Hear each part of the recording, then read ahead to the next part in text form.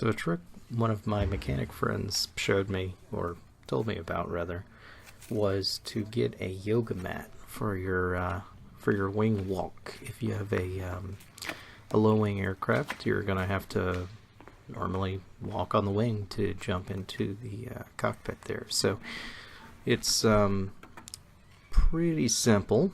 All it is basically just a yoga mat.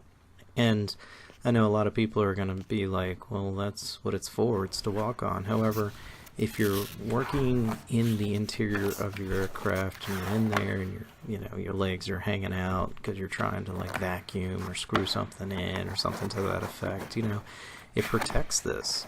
Plus it doesn't scuff it up. It makes the life much longer for this. You can have wing walk that's painted on, or you can get the adhesive stuff that I've got, and as you can see, that's I didn't use that trick, and that's been bothering me for about a year now or so, but it just protects it. It's super simple. These yoga mats cost nothing, so whenever it's in the hangar from now on, I just lay the yoga mat out there, and holds everything. It won't discolor anything.